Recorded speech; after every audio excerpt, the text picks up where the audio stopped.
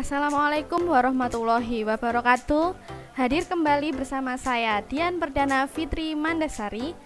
Pada kesempatan kali ini, saya akan menjelaskan mengenai proses inflamasi atau proses peradangan. Namun sebelumnya perlu diketahui bahwasanya dalam pembuatan video ini memang ditujukan sebagai pengganti proses tatap muka di kelas, sehingga video ini tidak banyak dilakukan pengeditan dengan tujuan penyesuaian waktu kuliah tatap muka di kelas. Silahkan buat adik-adik di semester 2, 2A dan 2B mempersiapkan alat tulisnya untuk mencatat hal-hal yang perlu dicatat. Kemudian akan kita lakukan diskusi dan evaluasi di akhir sesi. Langsung saja saya masuk ke dalam materi proses inflamasi. Secara definisi, inflamasi merupakan respon alami tubuh terhadap adanya kerusakan jaringan. Inflamasi merupakan respon kompleks biologi dari jaringan pembuluh darah terhadap stimulus berbahaya seperti patogen, sel-sel tubuh yang rusak, atau iritan. Tanpa inflamasi, luka dan infeksi tidak akan pernah sembuh dan dapat mengakibatkan kerusakan jaringan yang berbahaya. Jadi, inflamasi ini adalah suatu tanda bahwasanya terjadi sebuah kerusakan di dalam sistem tubuh kita yang harus segera di-repair atau diperbaiki.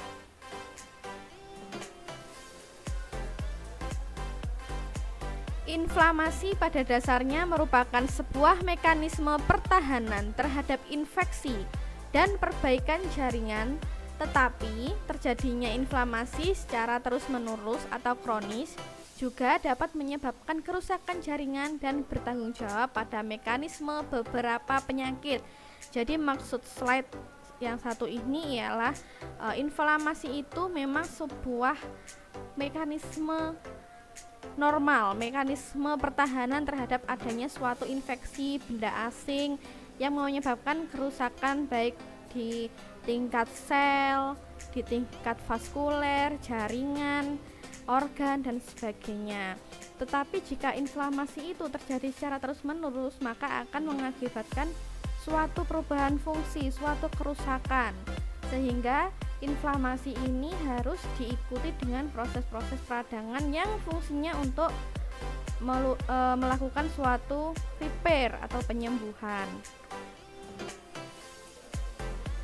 Terjadinya proses inflamasi diinisiasi oleh perubahan di dalam pembuluh darah yang meningkatkan rekrutmen leukosit. Leukosit ini adalah bagian dari sel darah putih dan perpindahan cairan serta protein plasma di dalam jaringan, sehingga seseorang yang tubuhnya mengalami proses inflamasi, jika kita lihat dari hasil laboratorium pengambilan sampel darah, maka kita akan melihat adanya kenaikan jumlah leukosit. Dan selain itu juga beberapa bagian dari macam-macam sel darah putih. Proses tersebut merupakan langkah pertama untuk menghancurkan benda asing dan mikroorganisme serta membersihkan jaringan yang rusak. Tubuh mengerahkan elemen-elemen sistem imun ke tempat benda asing dan mikroorganisme yang masuk tubuh atau jaringan rusak tersebut. Jadi, tubuh mendapatkan sinyal bahwasanya ada suatu benda asing atau elemen-elemen rusak, mikroorganisme yang tidak dibutuhkan oleh tubuh secara normal, ya. Jadi sistem imun atau sistem pertahanan tubuh kita itu langsung dikerahkan karena ada sinyal tersebut. Singkat kata, radang adalah respon vaskuler dan seluler dari jaringan hidup terhadap cedera untuk menghancurkan benda asing. Jika benda asing ini nanti sifatnya patogen dan tidak segera diatasi, maka akan menimbulkan suatu kondisi yang kronis dan bermanifest kepada penyakit-penyakit yang lainnya. Jadi pada umumnya penyakit-penyakit yang diderita oleh manusia itu berawal dari terjadinya proses inflamasi atau peradangan yang secara terus-menerus dan tidak bisa diselesaikan sendiri oleh sistem imunitas tubuh. Adapun penyebab peradangan atau inflamasi itu yaitu keberadaan benda asing dalam jaringan, misalkan jaringan donor jika seseorang memiliki organ yang sudah diganti dengan organ donor. Contoh, donor jantung, donor mata atau bola mata, donor hepar, donor ginjal dan sebagainya.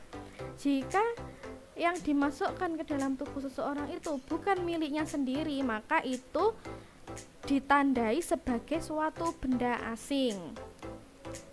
Oleh karena itu, jaringan donor ini nanti juga akan mengalami proses inflamasi untuk penyesuaian dengan tubuh resipien atau penerima. Kemudian adanya agen-agen biologis.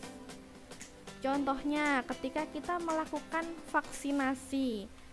Ada vaksinasi yang memiliki efek samping demam, ada yang tidak. Nah, jika terjadi suatu demam akibat vaksinasi, berarti memang proses vaksinasi ini karena yang dimasukkan adalah virus-virus yang dilemahkan. Virus yang dilemahkan tersebut dibaca sebagai suatu benda asing, tetapi ini adalah agen biologis. Kemudian adanya benda mati, misal kita tertusuk duri atau mungkin tertusuk paku dan sebagainya. Kemudian dari proses kerusakan jaringan itu tadi masuklah mikroorganisme patogen yang dikenal sebagai benda asing. Nah, di situ nanti proses pertahanan tubuh akan langsung menuju ke lokasi tersebut. Kerusakan jaringan yang menimbulkan nekrosa atau nekrosis atau kematian suatu jaringan. Kemudian adanya infark itu atau kerusakan yang menyebabkan suatu sumbatan. Kemudian hemoragik atau perdarahan atau trombus itu adanya gumpalan ya. Hal ini terkait dengan infeksi, contohnya adanya trauma fisik, radiasi, racun, suhu ekstrim, dan respon imun sendiri. Penyakit-penyakit yang disebabkan autoimun itu adalah respon imun yang dibaca oleh tubuh sebagai benda asing. Itu juga akan menimbulkan suatu peradangan atau proses inflamasi. Pada proses inflamasi, agen kausatif atau agen penyebabnya yaitu respon jaringan sekitar agen serta sel nekrotik di daerah radang akan menghasilkan mediator inflamasi. Mediator inflamasi ini artinya yaitu suatu zat-zat yang menjadi perantara adanya inflamasi. Mediator inflamasi menginduksi vaskula atau pembuluh darah, aliran darah, dan mengaktifkan leukosit. Karena leukosit sifatnya adalah sebagai tentara di dalam tubuh. Terjadinya vasodilatasi arterioli maupun kapiler di sekitar daerah radang menimbulkan perlambanan aliran darah dan leukosit mengalir di tepi lumen vaskuler. Jadi maksudnya di sini yaitu terjadinya vasodilatasi arterioli, pembuluh arteri mengalami proses vasodilatasi atau melebar. Kalau vasokonstriksi artinya pembuluh darahnya itu mengkerut. Adanya vasodilatasi ini menyebabkan perlambanan aliran darah karena dorongan dari dinding-dinding pembuluh darah itu tidak optimal. Nah, sehingga leukosit mengalir di tepi lumen vaskuler. Leukosit itu mengumpul di tepi-tepi aliran pembuluh darah. Endotel kapiler meregang sehingga timbullah suatu rongga, sehingga permeabilitas meningkat. Permeabilitas itu adalah proses permeabel atau peregangan. Plasma darah keluar terakumulasi di jaringan perivaskuler. Jadi plasma darahnya itu merembes keluar dari jaringan pembuluh darah masuk ke jaringan perivaskuler. Jadi nanti di situ mengumpul. Endotel menjadi lengket, leukosit menggelinding dan melekat, yaitu proses adhesi pada permukaan endotel. Jadi endotel atau bagian lapisan dalam dari pembuluh atau di bawahnya lapisan jaringan kulit itu terjadi suatu perlengketan. Leukosit masuk ruang antar endotel atau proses diapedesis dan keluar dari vaskuler atau proses ekstravasasi. Kemudian leukosit akan bergerak menuju agen penyebab inflamasi. Nah, ini leukosit sudah mulai bergerak ke arah penyebab inflamasi atau penyebab peradangan. Titik lokasinya di sebelah mana, disitulah leukosit akan bergerak. Leukosit memfagosit atau memakan baik agen asing, sel inang yang terinfeksi maupun jaringan inang yang nekrotik. Nah, jadi jaringan-jaringan yang ditempel oleh benda-benda asing itu juga nantinya akan dimakan oleh leukosit. Degradasi agen secara enzimatik. Ini adalah contoh gambar dari mekanisme inflamasi. Jadi di sini terjadi sebuah perlukaan. Ada perlukaan di jaringan luka. Di dalam luka ini, maka bakteri-bakteri itu bisa masuk. Ya, kita ingat kembali bahwasanya kulit adalah salah satu proses pertahanan tubuh untuk mencegah masuknya benda-benda asing dari luar, baik bersifat mikroorganisme ataupun benda mati. Nah, karena adanya perlukaan di sini, maka bakteri dari luar, dari udara ini menempel pada luka. Sehingga dengan adanya benda asing ini, bakteri yang dibaca oleh benda asing, maka aliran pembuluh darah ini menghasilkan neutrofil. Neutrofil adalah bagian dari leukosit. Ya. Di sini dia langsung menangkap dari bakteri-bakteri tersebut. Kemudian secara fagosit dimakan. Ya, dimakan oleh neutrofil itu. Kemudian makrofag juga begitu. Jadi makrofag ini adalah sel darah putih yang lebih besar. Ini nanti akan memakan dari neutrofil yang ditempel, yang sudah memakan dari bakteri-bakteri tersebut. Makrofag, dengan adanya makrofag yang bergerak ke daerah perlukaan atau jaringan yang rusak, maka makrofag ini mengeluarkan sitokin. Sitokin ini bagian dari mediator. Ya, pada pandemi virus corona ini kita sering juga mendengar adanya badai sitokin. Jadi karena memang banyak sekali virus yang masuk ke tubuh sehingga menimbulkan banyaknya sel-sel makrofag yang dikeluarkan oleh darah, sel darah putih. Di situ makrofag mengeluarkan sitokin. Karena banyaknya makrofag, otomatis sitokin juga dihasilkan dengan jumlah yang sangat banyak. Itulah yang dinamakan dengan badai sitokin. Nah, ini penjelasannya. Yang pertama yaitu bakteri dan patogen lainnya masuk ke dalam luka.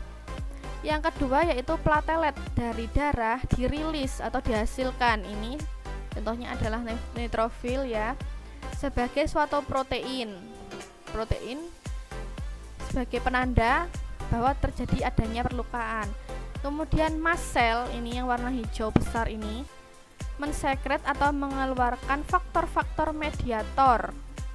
Faktor-faktor mediator untuk melakukan vasodilatasi pembuluh darah dan vasokonstriksi. Lalu dialirkan oleh darah, plasma, dan sel kepada daerah yang terjadi perlukaan atau kerusakan. Neutrofil mengeluarkan faktor-faktor yang membunuh dan mendegradasi patogen. Nah, ini neutrofil mengeluarkan faktor-faktor ini. Di dalamnya ini adalah faktor-faktor di neutrofil yang nantinya untuk memakan dari bakteri dan patogen. Neutrofil dan makrofag meremove atau menghabiskan dari patogen secara fagositosis, atau sel-sel itu memakan benda-benda asing. Makrofag mensekresi hormon yang disebut dengan sitokin seperti yang saya jelaskan di depan tadi ya, yang kemudian memicu sistem imun untuk masuk ke dalam jaringan yang harus diperbaiki. Respon inflamatori kemudian dilakukan secara terus-menerus sampai semuanya ini diselesaikan, hingga akhirnya perlukaan ini bisa kembali seperti semula, repair atau diperbaiki ya. Jadi proses di dalam tubuh kita sebenarnya itu bisa memperbaiki dirinya sendiri, tetapi waktunya mungkin cukup lama sehingga harus mendapatkan bantuan dari luar, yaitu contohnya jika ada luka maka kita harus melakukan perawatan luka. Karena apa? Kalau tidak dilakukan perawatan luka seperti itu, sel darah putih yang keluar di daerah perlukaan ini jika tidak dibersihkan maka terus-menerus akan dikode atau dikenali suatu sebagai benda asing. Jadi proses inflamasi ini terus-menerus berjalan ya. Bagaimana biar cepat selesai proses inflamasinya? Ya, kita harus melakukan suatu perawatan yang sempurna agar proses inflamasi ini segera selesai. Ini adalah contohnya ya. Ini kulit yang tertusuk oleh benda tajam. Nah, benda tajam dari luar itu mestinya ditempeli oleh berbagai macam patogen.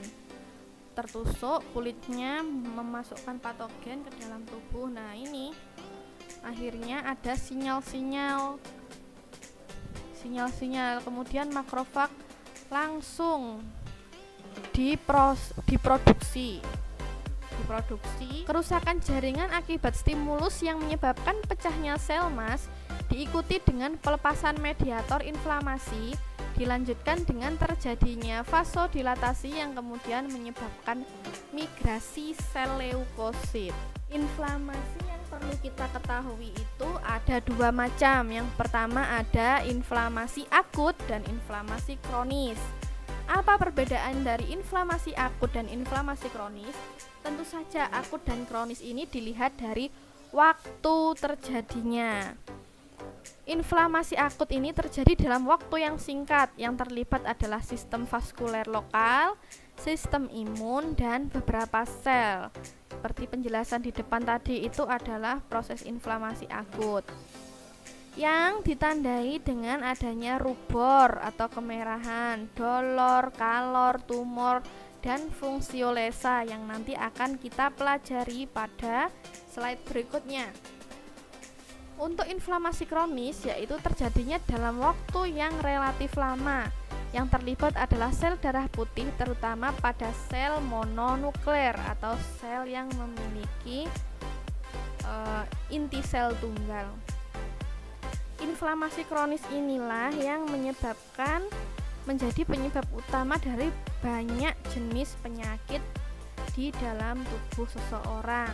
Ciri khas dari adanya suatu inflamasi atau peradangan yaitu rubor atau redness, adanya kemerahan di lokasi inflamasi, kemudian panas ya, panas. Jika tubuh kita sedang demam, sedang panas, berarti ada proses inflamasi yang sedang terjadi di dalam tubuh kita yang harus kita kaji lebih lanjut.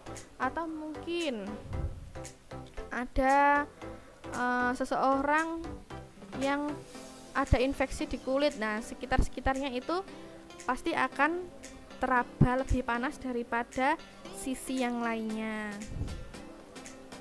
Tumor, adanya pembengkakan. Karena apa? Karena tadi adanya vasodilatasi pembuluh darah sehingga menyebabkan adanya peningkatan aliran darah yang melambat di sekitar tempat yang mengalami peradangan, menimbulkan adhesi atau pengumpulan cairan itu tadi di bawah jaringan sehingga menyebabkan adanya pembengkakan. Dolor atau pain, adanya rasa nyeri. Dan fungsiolesa, fungsi jaringan atau organnya terganggu. Di sini proses inflamasi itu meliputi proses pada tingkat seluler dan di vaskularisasi. Terjadinya respon inflamasi itu dengan adanya dilatasi pembuluh darah serta pengeluaran leukosit. Leukosit itu golongan sel-sel darah putih ini. Ya. Neutrofil, kemudian eksudat ini adalah maksudnya bagian dari hasil peradangan yang dikeluarkan dari pembuluh darah.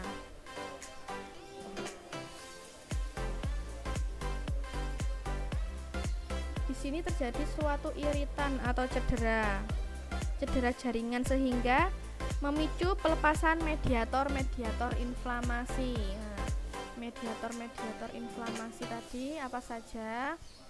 Ada neutrofil, kemudian sel mas, lalu makrofag dan sebagainya. Nah, ini untuk respon vaskuler adanya cedera maka mengaktifasi media inflamasi sehingga menyebabkan vasodilatasi kapiler. Jadi kapilernya itu lebih melonggar, lebih lebar. Sedangkan untuk respon seluler yaitu adanya benda asing itu mengaktifasi leukosit sehingga menyebabkan terjadinya proses fagositosis atau memakan benda-benda asing yang dilakukan oleh sel. Beberapa mediator inflamasi yang perlu kita ketahui yaitu histamin. Histamin itu menyebabkan rasa gatal. Oleh karena itu pada orang-orang dengan alergi diberikan obat antihistamin. Sebenarnya alergi itu adalah proses autoimun, proses dari dalam tubuh ya. Gimana suatu benda itu menimbulkan atau memicu yang dikode sebagai benda asing. Kemudian prostaglandin, eikosanoid, leukotrin, sitokin yang dikeluarkan oleh mast sel, dan nitrit oksid. Untuk respon vaskuler pada inflamasi yaitu yang pertama terjadinya dilatasi vaskuler. Nah, ini untuk gambar vaskularisasi secara normal ya. Bisa dilihat di sini ukuran pembuluh darahnya masih normal. Kemudian adanya makrofag juga jumlahnya normal. Sedangkan di sini dengan adanya cedera atau proses inflamasi maka terjadi proses dilatasi kapiler di berbagai jaringan yang rusak, sehingga dengan adanya dilatasi kapiler ini maka terjadi peredaran darah yang melambat. Nah, melambat di area kapiler sehingga menimbulkan volumenya meningkat. Volume darah yang meningkat maka terjadi suatu aliran keluar. Oleh karena itu menimbulkan suatu edema. Edema ini diakibatkan matriks atau kandungan di dalam ekstraselulernya itu keluar. Ekstravasasi cairan plasma dan protein sehingga menimbulkan edema. Nah, ini menimbulkan edem. Emigrasi leukosit dan akumulasi pada daerah yang cedera. Intinya pada proses peradangan itu maka leukositnya itu jumlahnya diproses secara banyak, secara besar-besaran ya, tergantung dari jumlah patogen yang masuk ke dalam tubuh. Jadi, mekanismenya yaitu adanya kerusakan pada jaringan menyebabkan keluarnya prostaglandin dan nitrit oksid.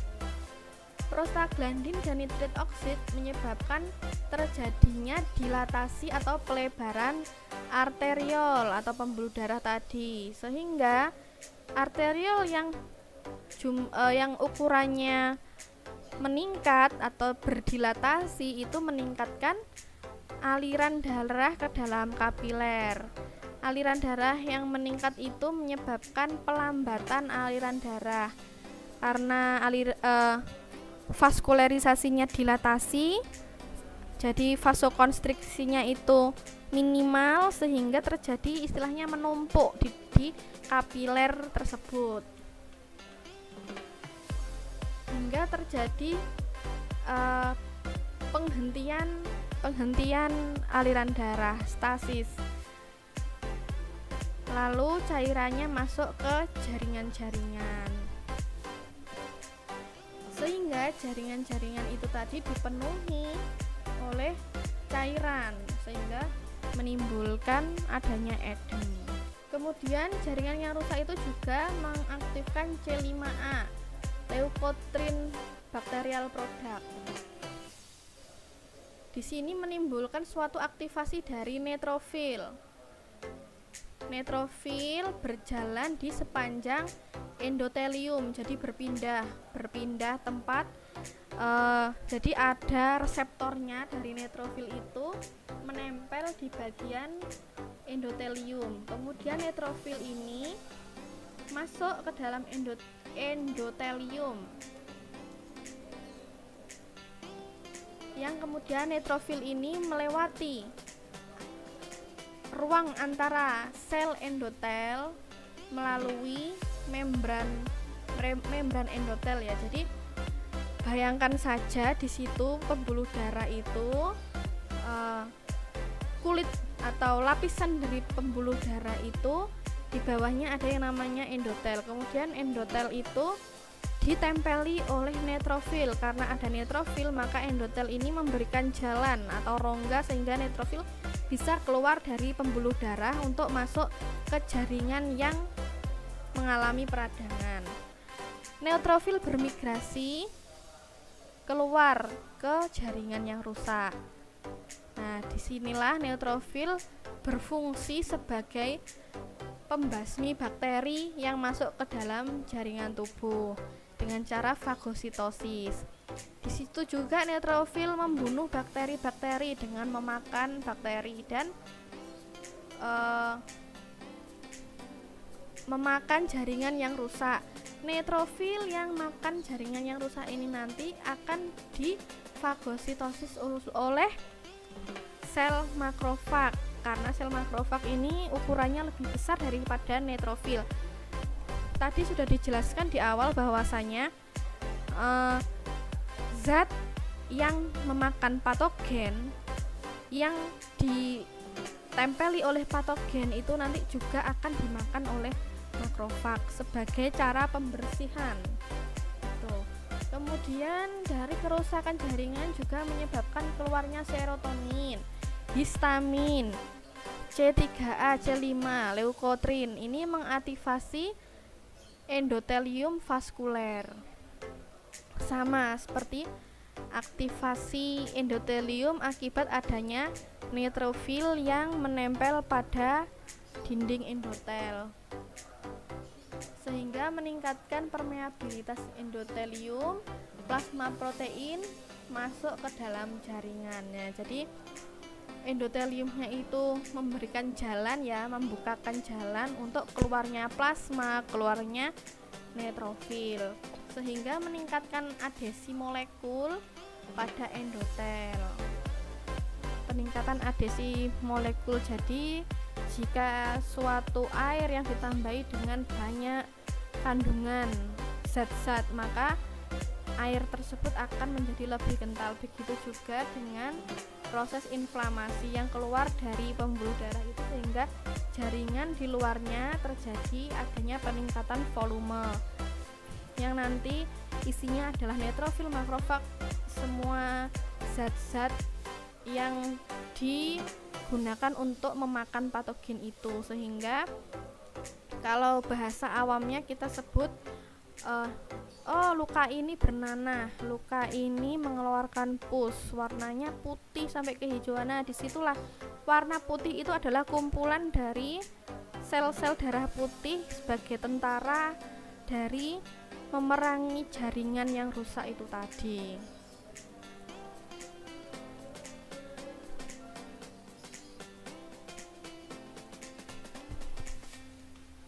Jadi adik-adik semuanya ya, adanya rangsang iritan atau cedera jaringan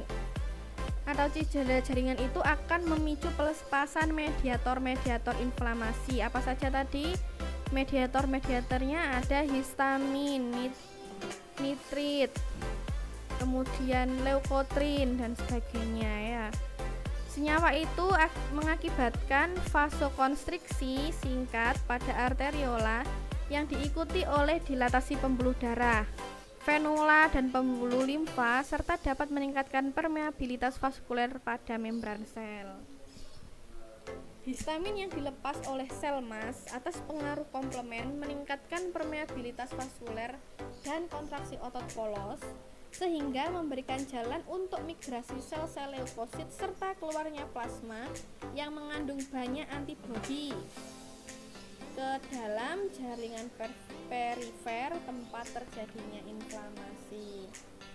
Kemudian fungsi dari makrofag ialah mengaktifkan, melepaskan berbagai mediator yang ikut berperan dalam reaksi inflamasi. Beberapa jam setelah perubahan vaskuler, neutrofil menempel pada sel endotel dan bermigrasi keluar pembuluh darah ke rongga jaringan, memakan patogen dan melepaskan mediator yang berperan dalam respon inflamasi tadi. Oke, saya lanjutkan ke jenis-jenis antiinflamasi. Kita masuk ke obat-obat antiinflamasi. Yang pertama, secara kimia, obat-obatan golongan non-steroidal anti-inflammatory drug atau biasa kita kenal dengan NSAID. Obat ini memiliki 3 aksi utama, yaitu sebagai antiinflamasi, antipiretik atau anti demam, dan analgesik atau anti nyeri, yang bekerja dengan cara menghambat pembentukan enzim siklooksigenase atau COX yang kemudian menghambat terbentuknya prostaglandin. Nah, ini adalah golongan non-steroid. Golongan non-steroid ini, enzim COX atau siklooksigenase ini berperan dalam memacu pembentukan prostaglandin dan tromboksan dari asam arachidonat. Kita lihat terlebih dahulu ya. Ini. Jadi untuk non-steroid tadi bekerjanya adalah memutus adanya siklooksigenase atau COX. Ya, tetapi untuk NSAID ini masih mengizinkan pembentukan asam arachidonat di sini oleh proses fosfolipase. Jadi jika diberikan obat non-steroid itu rantai siklooksigenase ini diputus sehingga tidak menimbulkan terproduksinya tromboksan, prostacyclin dan prostaglandin sebagai mediator inflamasi.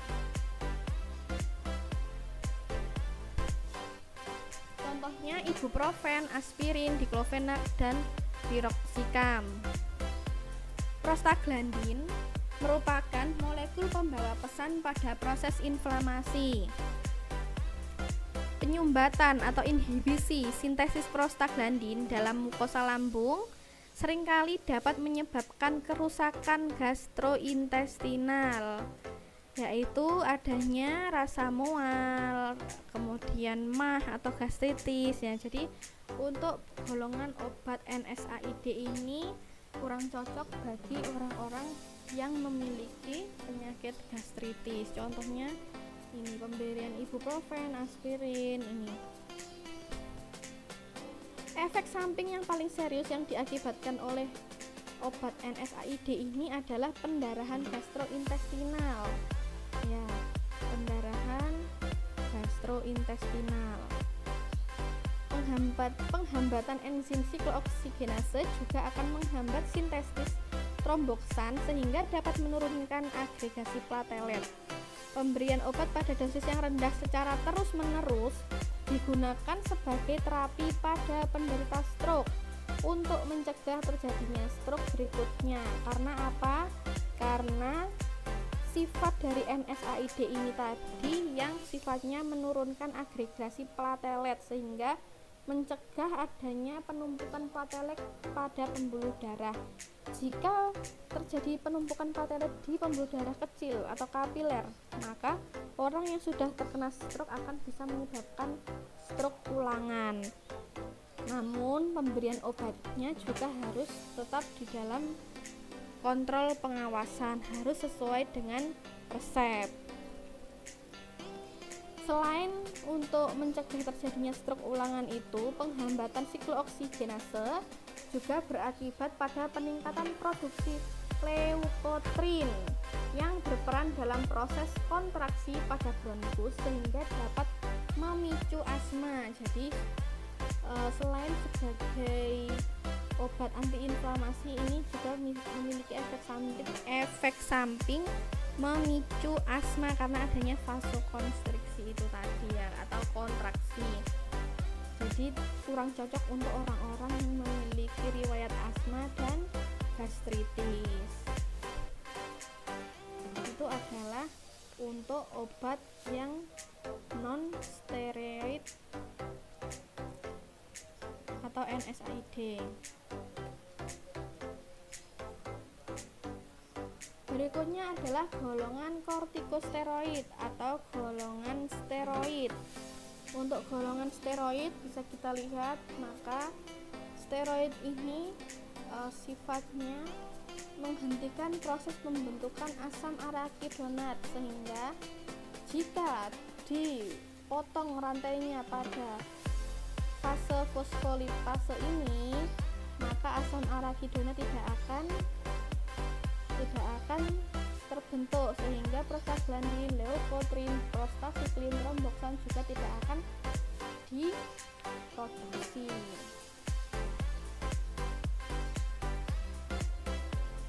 Golongan kortikosteroid ini bekerja dengan menghambat fosfolipase, di mana enzim ini akan menghasilkan asam arakidonat yang selanjutnya juga akan menghasilkan prostaglandin sebagai mediator inflamasi. Jadi karena adanya kortikosteroid ini langsung dipangkas sehingga tidak menghasilkan asam arakidonat, dihambat pada fosfolipasenya. Contohnya dexamethasone, prednisolon, dan betamethasone. Nah, saya pernah mendengar dari perkuliahan saya pada saat sekolah dulu ya, dexamethasone ini juga disebut dengan obat dewa. Mungkin disebut dengan obat dewa karena apa? Dia memutus rantai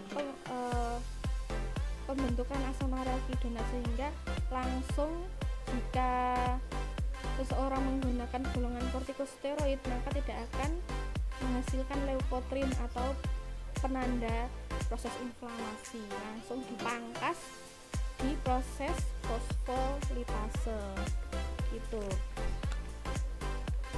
Namun perlu diperhatikan ya, untuk obat antiinflamasi golongan kortikosteroid atau golongan steroid ini pada dasarnya merupakan hormon atau senyawa endogen yang secara alami sudah dihasilkan oleh tubuh untuk menjaga sistem homeostasis. Jadi sebenarnya steroid ini sudah diproduksi oleh tubuh, di mana letaknya yaitu diproduksi oleh korteks adrenal di puncak dari organ ginjal kita. Nah, di situ ketika terjadi kondisi stres atau ada cedera, maka tubuh akan mensekresi hormon kortisol. Tetapi terdapat kondisi tertentu di mana hormon ini tidak cukup untuk mengatasi rasa sakit yang timbul, sehingga diperlukan tambahan dari luar. Nah, seperti saya jelaskan di depan tadi, tubuh kita itu bisa melakukan penyembuhan terhadap suatu proses patogen, bisa, tetapi karena tidak bisa secara cepat, artinya lambat, membutuhkan waktu yang sangat lama dan mungkin jumlahnya tidak mencukupi, sehingga harus ada tambahan bantuan dari luar, contohnya melalui obat-obatan. Kemudian golongan glukokortikoid ini juga berfungsi menstimulasi gluconeogenesis atau gluconeogenesis itu adalah pembentukan gula, pemecahan gula ya.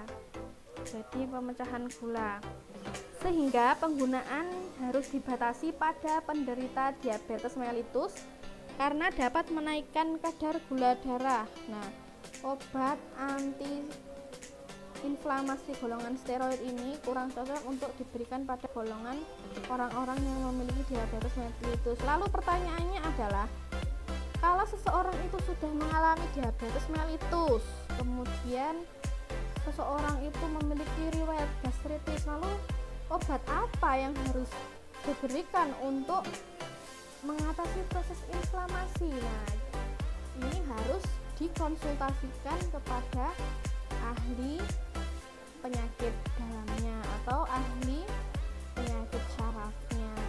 Bagaimanakah untuk mengatasi hal tersebut atau meminimalisir efek samping dari obat-obatan antiinflamasi ini? Penguraian protein pada jaringan yang disebabkan oleh adanya glukokortikoid itu menyebabkan berbagai efek samping berupa osteoporosis, penghambatan pertumbuhan pada anak-anak, dan atrofi kulit. Oleh karena itu untuk anak-anak harus hati-hati.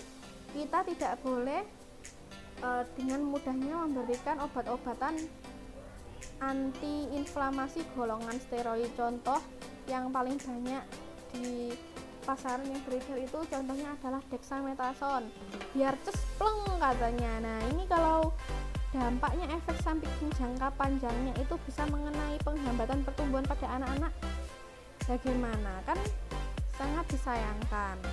Atau atrofi kulit ya. Atrofi kulit ini adalah pengerutan kulit. Beberapa obat kortikosteroid juga memiliki efek mineralokortikoid. Fungsinya untuk meregulasi reabsorpsi ion natrium dalam tubulus ginjal untuk meningkatkan pengeluaran ion kalium. Sehingga jika tubuh lebih banyak untuk menyerap natrium itu diumpamakan itu adalah garam ya. Garam itu sifatnya adalah pekat, otomatis tubuh akan menyerap air lebih banyak. Nah, sehingga terjadinya suatu kenaikan volume darah di dalam pembuluh darah, sehingga menyebabkan terjadinya kenaikan tekanan darah. Jantung dipengaruhi oleh peningkatan jumlah volume darah ini, sehingga memicu pelepasan renin yang mengubah angiotensin menjadi angiotensinogen menjadi angiotensin, menyebabkan vasokonstriksi pembuluh darah. Nah, darah yang banyak terdapat di dalam pembuluh ini harus segera dialirkan ke bagian tubuh yang lainnya, sehingga pembuluh darah mengalami vasokonstriksi atau pengerutan untuk mempercepat laju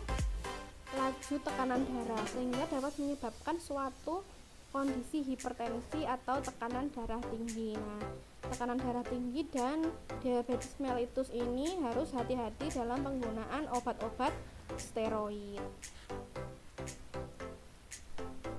Ini adalah bahannya tadi. Nah, penghambatan mediator-mediator proinflamasi dan faktor transkripsinya diperlukan dalam pengobatan penyakit yang terkait dengan inflamasi. Jadi inti dari sifat obat-obat itu adalah menghambat mediator inflamasi. Jadi jangan sampai mediator itu inflamasi itu terproduksi dalam jumlah yang banyak. Jika mediator inflamasi itu dipacu untuk memfagositosis adanya benda asing dalam jumlah yang banyak, maka nantinya akan menimbulkan suatu kondisi baru ya. Jadi harus segera diputus mata rantainya agar kondisi seorang kembali pulih. Ini untuk jenis-jenis antiinflamasi dari herbal ya. Dari beberapa penelitian, contohnya di sini adalah ekspresi siklooksigenase 2 dan jumlah neutrofil fase inflamasi pada proses penyembuhan luka setelah pemberian sistemik ekstrak etanolik rosella. Di sini jenis herbalnya adalah tumbuhan rosella. Respon yang dihasilkan ialah ekstrak etanolik rosella mempunyai kemampuan menghambat ekspresi siklooksigenase 2 dan menurunkan neutrofil sehingga dapat digunakan sebagai bahan antiinflamasi. Di sini adalah menurunkan jumlah neutrofil, berarti masih terdapat proses adanya fosfolipase, terus pembentukan asam arachidonat, pengeluaran mediator-mediator inflamasi. Ya, tetapi di sini fungsinya untuk menekan atau menghambat jumlah neutrofil. Kemudian daun zaitun ini juga dapat menurunkan jumlah neutrofil. Neutrofil ini tadi dikeluarkan karena adanya apa? Karena adanya sinyal yang dikeluarkan oleh adanya patogen yang masuk ke dalam tubuh. Kemudian sayur-sayuran, buah-buahan, biji-bijian, dan teh ini mengandung kalkon. Kalkon itu adalah suatu senyawa kimianya adalah C3, C6, C3. Itu adalah gambaran kimianya. Di sini juga menghambat pelepasan nitrit oksid. Itu tadi beberapa penjelasan dari saya mengenai proses peradangan dan beberapa jenis-jenis antiinflamasinya. Baik, terima kasih atas waktu yang sudah diluangkan untuk menyimak kuliah dari saya pada kesempatan kali ini. Wassalamualaikum warahmatullahi wabarakatuh. Terima kasih dan selamat belajar.